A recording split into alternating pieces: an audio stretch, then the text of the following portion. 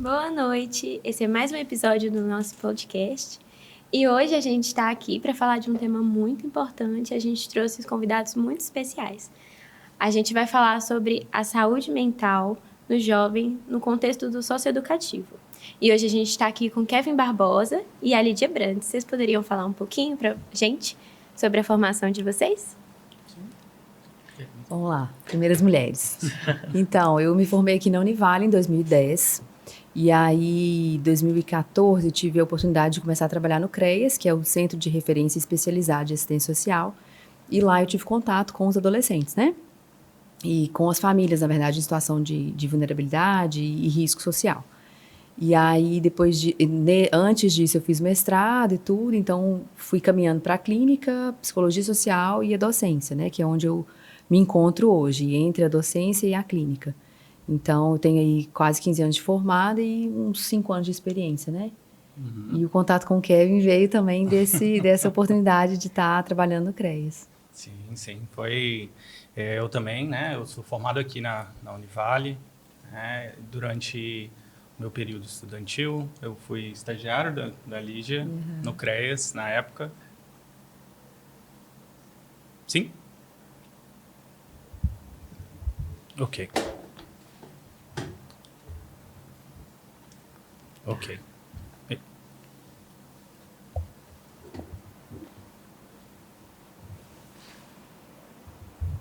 Ok? Acho que você tem que subir um pouquinho ele. Eu acho que... Subir? Assim?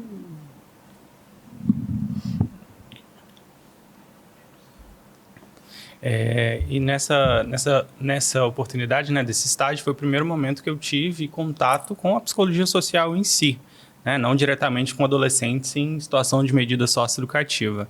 Mas em 2017, 18, novamente eu fiz o estágio de grupos, né, se eu não me engano no 7º, 8º período vocês fazem. E aí eu fiz dentro do próprio socioeducativo mesmo, na internação, e esse foi o primeiro contato, né, a quebra de realidade total. E aí, depois que eu me formei, entrei no CREAS e trabalho no setor de medidas socioeducativas há quase 4 anos agora. Bastante tempo. Lembrando que você citou sobre o socioeducativo, a importância dele, sobre a saúde mental no adolescente, qual a importância? Então, a saúde mental do adolescente é importante para todos os adolescentes, todos os adultos, todas as crianças. Mas na questão do socioeducativo, ela vai ter uma necessidade ainda mais ampla, porque esse adolescente ele já vem de várias violações de direitos e isso acaba levando ele para o socioeducativo. Não que ele não seja responsável pelas ações que ele cometeu, mas sim que o número de vulnerabilidades que ele encontrou durante a vida, né, pode causar algum tipo de transtorno, ou ele pode aprender uma resposta imprópria à realidade, né, à nossa sociedade, às regras. Por isso que muitos dos adolescentes no socioeducativo, né, eles são diagnosticados com TOD, mas é algo também que precisa tomar muito cuidado para saber diferenciar quando realmente é um transtorno e quando é somente uma resposta. Então, a saúde mental é muito importante porque esses adolescentes eles sempre vão estar naquele ponto de hiperestresse, hipervigilância, porque a realidade deles é muito diferente, né, do contexto comum que a sociedade tem. Então, a ansiedade vai ser muito alta, casos de depressão são muito altos, tentativas de autoextermínio, né, acontecem também. Então, a saúde mental ela precisa estar em dia por conta disso. Mas, no caso deles, é muito difícil por conta da vulnerabilidade, né? Então, às vezes, eles não têm esse acesso que é tão necessário para todos. Eu ia puxar a sardinha pro meu lado, né? Nesse ponto, assim, da questão social, né? Dos fatores determinantes que vão envolver, que vão implicar na saúde mental também, né? De todos nós, de maneira geral. Então, se você não tem o que comer, né? Como é que você vai se organizar mentalmente, emocionalmente, né? Se você não tem o básico, nem tudo é transtorno, né? Eu acho que tem essa coisa por trás aí, que é o que está muito presente na história deles, né? Quando você fala, já tiveram situações que viveram violação de direitos durante a vida toda. Então, a adolescência é onde você vai buscar o quê? Reforçar sua identidade, né? Assim, seus pares, e aí nessa troca a coisa se perde um pouco, né? Então, acho que a questão social ela é muito importante. A gente fala da saúde mental sempre voltada, obviamente, para a saúde, né? Mas a saúde saúde, não existe saúde geral se não tiver mental e vice-versa.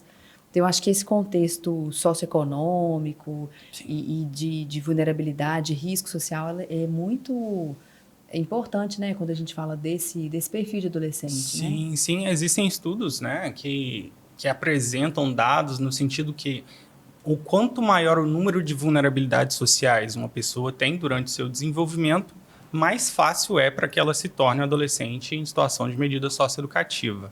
Né? Igual a Lígia falou, a questão da fome, violência doméstica, né? O uso abusivo de álcool, drogas. Né? Alguns crescem dentro da própria criminalidade mesmo. A questão econômica deles e as necessidades que todo mundo tem de um bem material, né? O querer e o pertencer. Acredito que o pertencer é um dos maiores...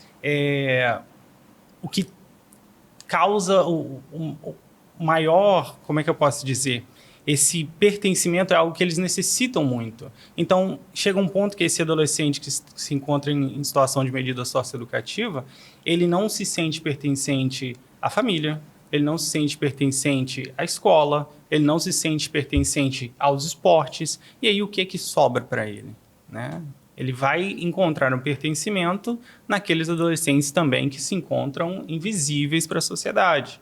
E aí é onde... né, eles vão ter esse desenvolvimento negativo durante a vida.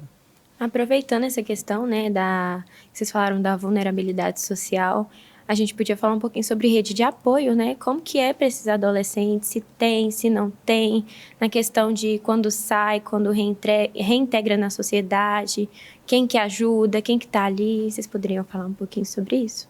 Eu acho que antes de talvez falar desse assunto é contextualizar. Quando a gente fala assim, ou socioeducativo, às vezes fica muito amplo, né? Assim, de quem que a gente está falando? De que jovem a gente está falando, né?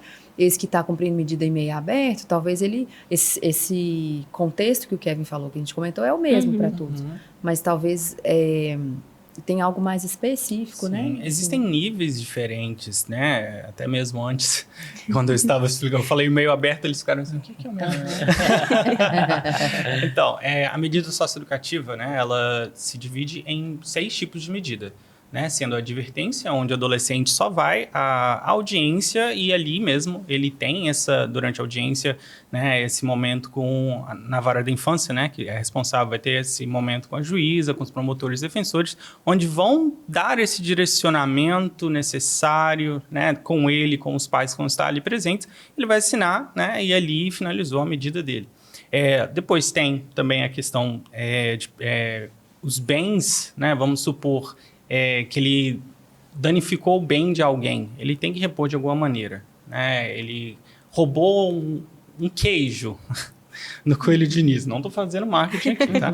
Roubou um queijo no Coelho Diniz. Né? O Coelho Diniz chamou a polícia, vai ter o boletim de ocorrência, vai ter todos esses trâmites, e aí a promotoria pode dar para ele essa oportunidade de remissão, né, da medida socioeducativa, se ele pagar por aquele queijo, por exemplo. E aí depois nós entramos na questão da medida socioeducativa, onde vão ser ações ativas do adolescente, mais diretamente. Né? Que aí vem o meio aberto. O meio aberto é o CREAS, né? Que é a responsabilidade do município, onde lá ele ele pode receber as medidas socioeducativas de prestação de serviço à comunidade ou liberdade assistida. Né? E aí, óbvio, entram sempre o estudo do caso do adolescente no sentido de qual é a intensidade da consequência do ato para a sociedade, a idade do adolescente também é algo que entra, né? O nível de vulnerabilidade, ele está na escola, ele pratica algum esporte, todos esses contextos que o ECA, né, defende que é uma necessidade que todo ser tem para ter um bom desenvolvimento. E aí, depois da prestação de serviço à comunidade e a liberdade assistida, vai vir o meio fechado, né? Que aí é a semi-liberdade, né, que é um contexto onde ele vai para a escola, ele pode trabalhar, ele vai ao médico, mas ele é tirado do poder familiar e fica em um local excluso, né, onde ele tem certa limitação de liberdade, já que ele não pode sair para ir no shopping, por exemplo, com os amigos quando ele quer. Né?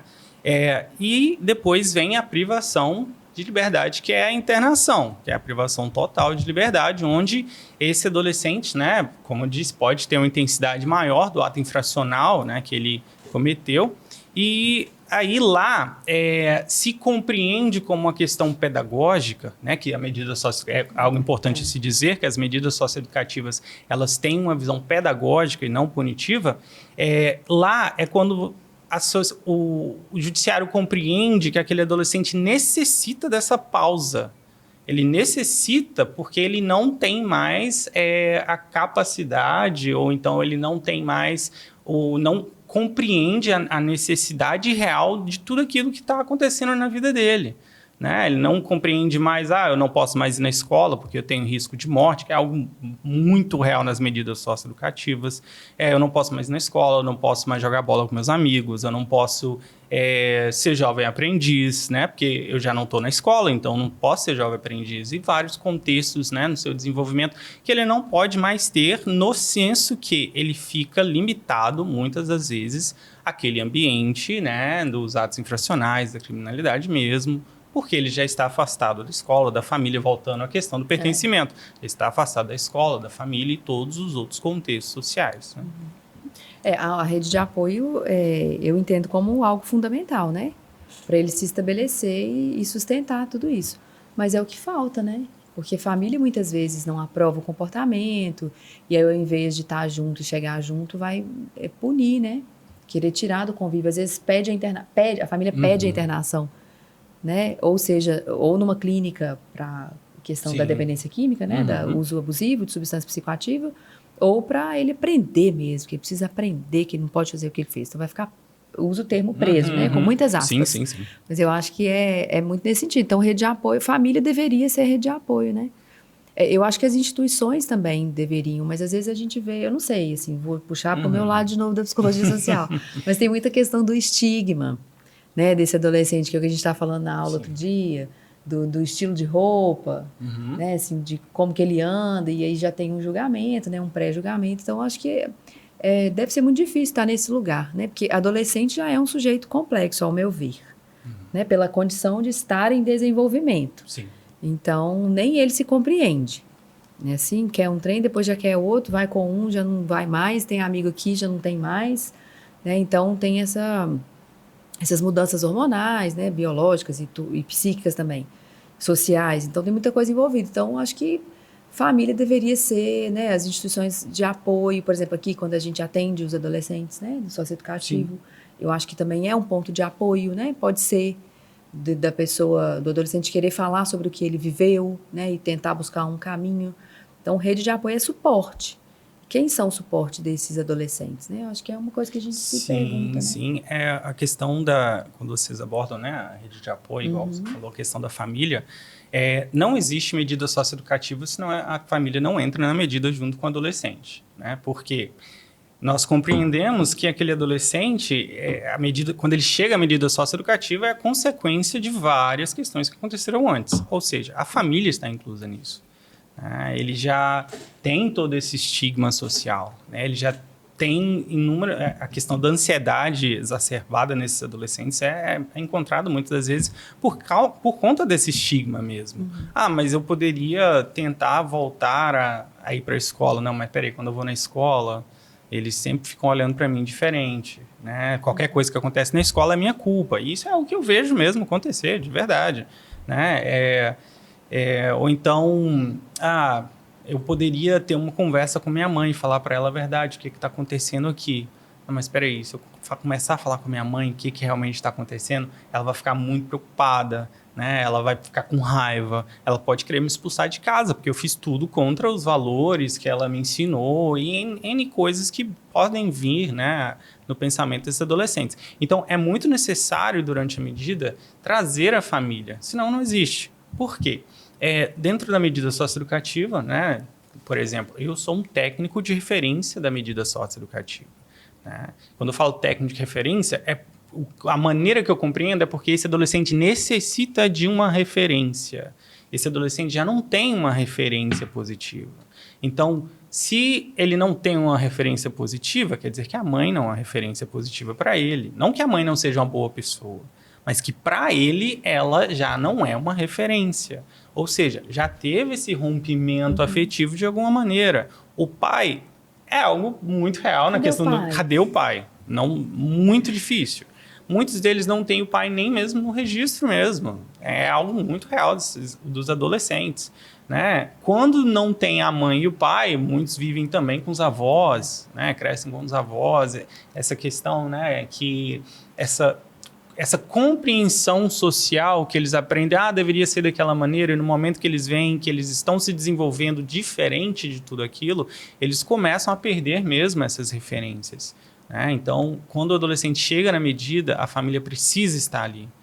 E se eles não estão, é o momento, né, que a gente faz esse papel, às vezes, né? Exatamente. Existem alguns adolescentes que, inicialmente, mesmo com esse afastamento com as famílias, quando eu me tornei, ou então alguém da equipe se tornou uma referência para esse adolescente, e ele começou a ter novamente um desenvolvimento na capacidade dele, lembrando disso, né, da maneira que ele conseguia, eventualmente a família falou, não, peraí, realmente está tendo uma mudança aqui. E aí a família conseguiu se aproximar novamente, e aí novamente se tornaram referência para aquele adolescente, tudo funcionou, mas é uma questão de necessidade dessas referências mesmo, que ele já não tem.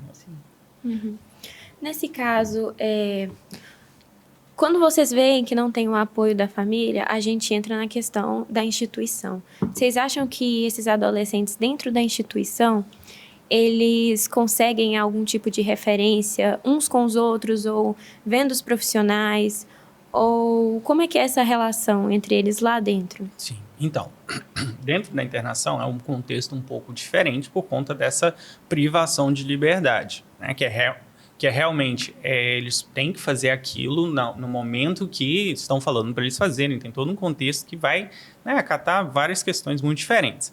Mas lá, por incrível que pareça, a equipe de segurança é algo que eles têm muito contato, né? Óbvio que existe a equipe pedagógica, né, que eles vão ter esses momentos também, mas a equipe de segurança praticamente vai estar com eles o tempo inteiro, né? Então, às vezes, esse servidor, né, da equipe de segurança pode se tornar uma referência de alguma maneira para esse adolescente, né? Lembrando que às vezes, né? Porque óbvio, com outros adolescentes lá, juntamente com eles, é um contexto muito diferente, porque esses adolescentes que estão dentro do sócio-educativo, novamente, muitos vão ter rivalidades mesmo, risco de morte, já tentaram matar um ao outro, né? Óbvio que lá tem toda a separação das celas, mas dentro desse contexto, um dia eles vão sair dali. É muito, muito difícil um adolescente ficar mais de 1 ano e meio, 2 anos. Por mais que tenha o limite de até 3 anos para internação, é muito difícil o adolescente ficar mais de 1 ano, 1 ano e meio, 2 anos. Então, eles saindo ali e voltam do território, pode ser que um outro adolescente que estava lá falou para alguém do território, olha, ele estava lá conversando com o guarda, conversando com segurança, não pode confiar nele, porque a visão que eles têm da questão da segurança pública é terrível, terrível mesmo. É uma coisa de... o adolescente finalmente foi para a escola. O adolescente, medida socioeducativa, estava fora da escola 2, 3 anos. Finalmente, por conta da medida protetiva que ele recebeu de frequência e matrícula, ele foi para a escola. E aí, 5 dias que ele está na escola, tem uma apresentação do Proerd. O adolescente vai pular o muro, gente. Ele não vai ficar, né? Por conta dessa visão... Não vou dizer distorcida, já que tem todo um contexto que eles também vivem, mas por conta dessa visão pejorativa e negativa que eles têm da questão militar mesmo. Né? Porque não teve esse suporte, né? E olhando para esse lado, até que a Lídia falou em questão do adolescente, a puberdade, sabemos que essa fase também, o poder de decisão, eles têm essa necessidade de se provar, talvez até cometer um erro, talvez uma escolha para se provar para a sociedade que ele já tem esse poder de decisão. A questão da sexualidade nesse período, como é tratado lá dentro? Dentro do sócio-educativo? Dentro do sócio-educativo. Então, o único momento que eu tive um contato real, assim, né, no sentido de falar sobre sexualidade diretamente. Né? Então, vou falar algo da minha experiência. Eu fui chamado pelo Sejusp para estar fazendo uma roda de conversa com os adolescentes no sócio-educativo. E, incrível que pareça, um momento um adolescente falou uma questão um pouco, né, homofóbica naquele momento. Um pouco, não existe um pouco homofóbico, né? Mas bastante homofóbica. E aí eu falei, não, peraí, vamos questionar isso daqui. Né? E aí um adolescente foi e falou, não, mas o meu irmão e tal. Aí eles começaram a se abrir de tal maneira que um dos adolescentes falou assim, então, eu sou homossexual. E aí os adolescentes ficaram assim, cara, Chocados. como assim? Né? Então foi o único momento assim que demonstra que talvez lá dentro não tenha tanto, né, essa conversa sobre a sexualidade em si. Né? Mas foi um momento muito bacana com os adolescentes. Eles se sentiram muito bem. Aquele adolescente, né, ele foi totalmente acolhido, ele não esperava. Né? Então foi muito bacana. É porque, assim, sexualidade é um aspecto importante, né, do desenvolvimento humano. Sim. Então, eu acho que isso não é tão incrível assim que aparece mesmo, né? É só você dar o espaço. Sim, Porque às vezes não se dá o espaço para que isso apareça também, né? Então, agora eu imagino que seja, estou dizendo aqui de uma experiência, assim, na verdade, de uma perspectiva, né? Como psicólogo, uma percepção minha. Que deve ser muito difícil você viver. Se você está em privação de liberdade, você também está privando a sua sexualidade, né? Então, você não tem um espaço para você viver isso da maneira que você gostaria. Sim. Então, é um ano internado, é um ano que você talvez não se encontra, né, com tanta facilidade. Você não tem o seu espaço, você tem... Porque lá são alojamentos, e aí banheiro, eu me lembro que era alguma coisa aberto, né? Assim, não tem porta. Sim. Né? Então, assim, você está dormindo com outra pessoa no mesmo espaço. Então, que horas que você vai olhar para o seu corpo, né? Sei lá, estou dizendo de algo muito... que para a gente é tão natural, né? Assim, você ter o seu momento, você se tocar, você olhar para você, né? Você ter um espelho, assim, que eu acho que lá não tem. Não né? pode. Então, é o mínimo, assim, a vivência dessa sexualidade, ela vai sendo muito reprimida também, né? Então, os impulsos e como que ele vai canalizar isso, né? Essa energia que é pulsional, né? Libidinal, vai para onde também, né? Então, eu acho que deve ser um negócio meio complicadinho, Sim, né? muito Assim, para difícil. o adolescente que já tá com os hormônios também à flor da pele, né? Sim, e no momento ali privado ainda, né? E como ele vai encontrar a sociedade após aquele período, né? Ou ele falou que estão a rede de grupos de apoio, se aquela sociedade onde ele convivia vai aceitar ele da mesma forma que era antes daquele ato. Então, tem toda essa questão da sexualidade que a gente, às vezes, passa percebido por eles. Né? Sim. Uma das questões, né, sobre sexualidade que pode dizer é que durante a medida nós trabalhamos, mas no sentido mais educativo, né, de uso de camisinhas, a questão, né, questão de a responsabilidade, né, que um filho pode trazer, todas as questões de doença, né, essas questões a gente trabalha sobre a sexualidade do adolescente, né, mas a questão ativa mesmo sobre sexualidade mesmo, a gente, pelo menos dentro da internação, não sei como é feito. Entendi. Agora eu acho que é importante a gente falar sobre isso, né? Que é sobre o nosso papel em receber esses adolescentes, porque a gente sabe que existe um tabu, existe um estigma, né, entre estudantes, entre profissionais. Então, eu acho importante a gente falar como que a gente deve acolher essa pessoa dentro de todas as vivências que ela já teve, de tudo que ela já passou. Vocês podem, né, ficar à vontade. Primeiro ponto, eu acredito que o mais importante é o respeito. Né, que é uma das questões assim que é muito importante trabalhar, muito importante nós termos com esse adolescente, porque ele já vem, né, todo o estigma do desrespeito que a sociedade tem por ele, dele ser invisível, indiferente dos problemas que ele tem, indiferente, né, das ameaças de morte, enfim. O respeito, né, uma das questões que eu gosto de trabalhar muito com os adolescentes, né, nesse primeiro contato de acolhimento com eles, é dar um aperto de mão mesmo, olhando nos olhos deles, e eu faço a pergunta, qual foi a última vez que alguém fez isso com você? Não sei. Você já fez, né? Também. Exatamente. Então, acredito que o respeito. Esses adolescentes, por mais, né, que nós temos toda essa visão negativa, o problema dele não é com a gente. Ponto, não é. Não é com os estudantes. Não é, né, com o médico quando ele vai no posto de saúde. Não é. O problema dele é com outro adolescente ou outra pessoa que está dentro da questão criminal ou infracional. né? Então, ele não vai te destratar, ele não vai te ameaçar, nada disso. Pelo menos dentro do meu contexto, isso nunca aconteceu. E dentro do histórico, né, da medida socioeducativa em si, Governador Valadares, isso até então não aconteceu no meio aberto. Né? Nós não temos essa experiência.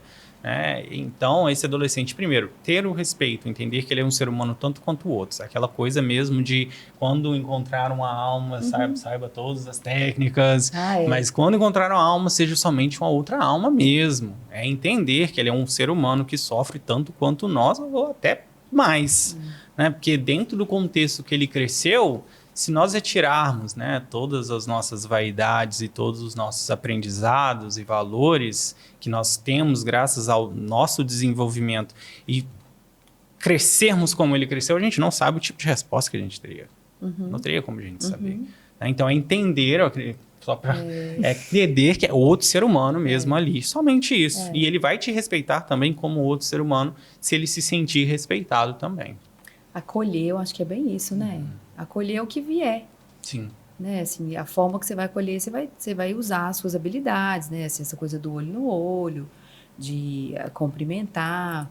Mas eu acho que a gente começa essa percepção, essa formação na faculdade mesmo, sabe? Na universidade. Então, essa questão mais crítica de quem que é esse sujeito. E eu falo com os meninos quando vai atender, na triagem, o socioeducativo, eu falo assim, não importa o ato. Eu não quero saber se ele matou, se ele roubou, se ele bateu em alguém. Porque no primeiro momento não é isso.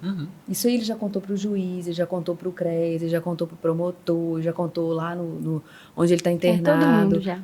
Vai revitimizando o sujeito e falando sobre aquilo de novo. Eu quero saber de outras coisas, onde que eu posso entrar na vida dele. Então, o ato em si, a mim não importa naquele momento. Né? Pode ser que isso entre no contexto do acompanhamento dele.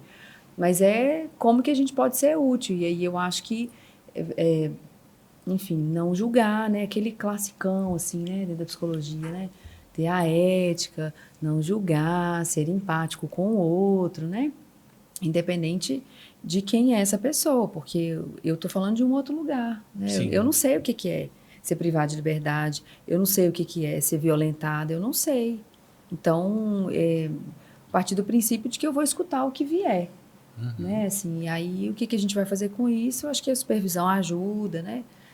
Você rever as suas questões, você fazer a sua análise pessoal, né? Então, é todo um processo que se você não entendeu antes, né? Você vai só julgar esse menino, apontar o dedo, falar, aí, ó, não serve para nada, né? Vai ser mais um vagabundo, sendo muito pejorativo, que é assim que eles são tratados, né? Então, a minha missão, enquanto professora, é formar alunos mais críticos nesse ponto de vista, entender que tem uma realidade por trás. Sim, sim. Né? Tem alguma coisa que já veio ali, está acoplado, que o menino não pode nem escolher, né? Em algum momento ele não conseguiu escolher. Sim, quando os estagiários, né, que me acompanham lá no CREAS, eles fazem o primeiro acompanhamento com o adolescente, e aí, né, tem o plano individual de atendimento, que é o PIA, e aí eles começam a ouvir sobre a história do adolescente. A minha última estagiária, ela falou assim, Kevin, eu saí daqui devastada. Eu não conseguia parar de chorar, porque como que esse adolescente, como que ele viveu isso? Né? Então, são histórias muito sofridas, gente, muito sofridas. Eu queria só pontuar uma coisa, que, assim, isso mais... a gente, como profissional, já conseguiu passar por essa questão. Mas essa coisa de ficar muito impactado com a história, e aí você tira o protagonismo também do sujeito e não responsabiliza, às vezes, né? Sim. Ele não é um coitadinho por isso. Ele tem que ter noção do que ele fez, e acho que o papel da medida é essa, né? Trazer a realidade para ele. Responsabilização. Então, não é que... Não é nem tanto o céu, nem tanto a terra. Não é que, tadinho, ele não teve oportunidade. Ok, ele não teve oportunidade, ele foi por esse lado, e agora ele tem a oportunidade de voltar. Então, para que ele também seja responsabilizado, né? Pelo ato, porque... Eu escuto muito isso, mas isso aí é porque tá passando a mão na cabeça, né? Vai fazer de novo. Pode até fazer, eu acho que realmente tem uma remissão, né? Assim, tem uma reincidência. Mas, menos remissão e mais reincidência. Mas, o nosso papel é entender que tem essa dimensão por trás, que é social. Então, assim, eles estão sendo responsabilizados, né? Pelo ato que eles fizeram. E que teve esse impacto social, mas... Né? Assim, nem uma coisa nem outra. Acho que tem o nosso papel ele não é o julgamento de nenhuma maneira. Né? E uma questão muito real. Eles precisam muito de terapia. Muito mesmo. E quando eles vêm aqui, eles vêm voluntário. Eles falam assim, não, ok, eu aceito ir. E olha, é um ato de muita coragem para um adolescente falar, um adolescente em situação muito difícil, tá? Muito difícil mesmo. Tá? No momento que ele chega ao ponto de compreender essa necessidade, sim, é um desenvolvimento, mas também é um ato de muita coragem, porque ele vai contra todos os paradigmas que tem uma pessoa que é da maneira que ele era. Né? Então, entendam que esse mover dele, né, como estudantes, vocês podem ser a pessoa que pode dar o direcionamento assim, pode não ser imediato o resultado, mas pode ter uma fala sua que daqui a 2, 3, 4 anos esse adolescente ou adulto vai falar assim, peraí, mas uma vez eu ouvi isso. E pode ter muito impacto, muito mesmo. Né? Então, entendam que existe essa responsabilidade também, né? Que eles precisam muito de vocês. Né? Uhum. É igual você falou, né? Quando ele toma esse ponto de partida, ele quebra, ele vai em direção a todas as barreiras que a sociedade tem. Então, com certeza é um ato de coragem muito grande. E a gente tem essa noção de que eles precisam da nossa ajuda e o máximo que a gente puder.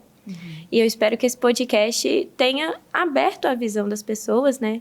Tenha ampliado esse olhar para essas questões.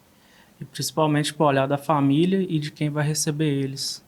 Porque é importante, igual a Lídia, você explicou direitinho, como o pós-processo também é importante. Porque ele passar por esse processo e lá dentro ele entender direito e reconhecer o erro, mas lá fora ele não receber a família ou a quem a sociedade que ele convivia, a gente entendeu que muito bem, que é bem importante ele ser reentregado e dar uma nova chance para esse adolescente. Quanto na escola, creio que também o esporte também, ele vai ser muito importante. É uma ferramenta, né? Sim. Que sabemos, pelo que eu entendi também, até talvez os pais, dos amigos, não quer mais aquele contato e talvez aquela área, aquele grupo de esporte ele também não aceite mais esse adolescente. E um pouquinho de esporte é importante, pós, pré, como que é? O esporte é importante desde sempre. Todo momento, né?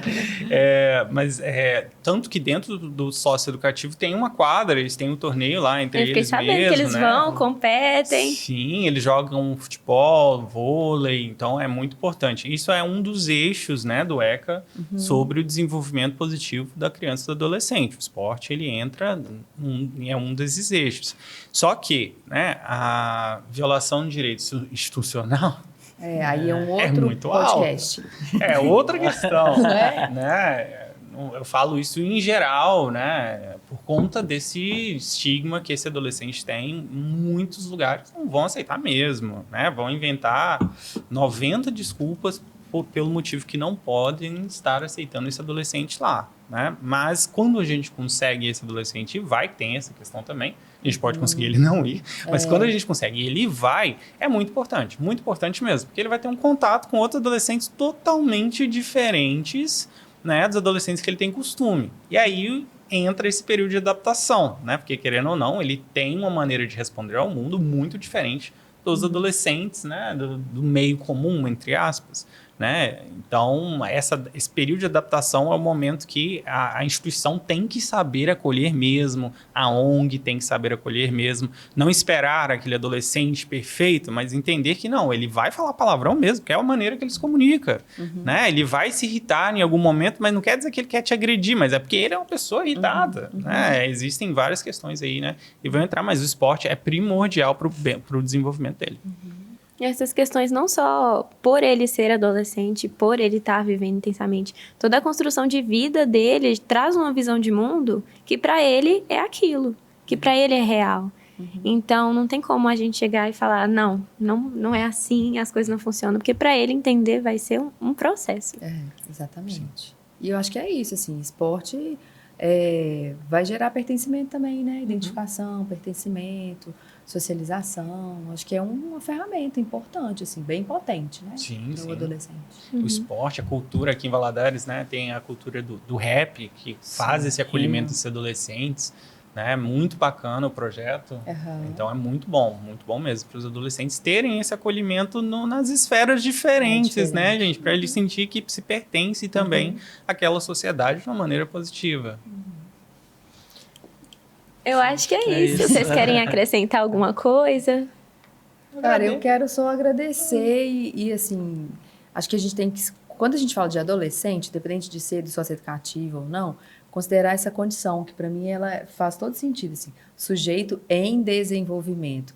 Então tem um monte de função que não está formada ainda, né? Então, sei lá quando também isso vai se formar, porque a gente já entende que hoje, depois dos 24, 25 por aí, né? Ainda tá Função se entendendo. cognitiva, habilidade social, nananã. Então, considerar essa condição deles sujeito em desenvolvimento. Não é que isso justifica a violência ou o ato em si, mas que faz muito sentido para você falar, opa, peraí. Então, esse menino não precisa de uma punição, ele precisa de uma escuta, precisa ser acolhido, né? Então, acho que essa dica, né, assim, já que a gente está no podcast, dentro da universidade, assim, considera que é um sujeito em desenvolvimento, que eu acho que isso abre caminhos, né? Sim, sim. Agradeço também, né? O convite é um assunto assim que é muito invisível na sociedade. Então agradeço vocês terem aberto, né, essa porta para esse momento. E a Univale, né, o mestrado da Univale, ele está fazendo um projeto, né, com os adolescentes da medida socioeducativa. Está sendo sensacional também pegar esses dados, porque a gente precisa do meio universitário, né? A gente precisa para ter dados coerentes ali para saber como que a gente pode desenvolver a partir da cultura de hoje, né? Muitos dos dados que nós temos é de 2013, 2015, o mais atual acho que é 2022, 2020, alguma coisa assim, né? Então, a gente precisa muito de vocês, né? Então é muito bacana isso. A gente agradece muito. Foi um prazer estar aqui. E a gente vai encerrar esse podcast por hoje. Muito obrigada pela presença de todos, do meu colega, dos nossos participantes. É isso.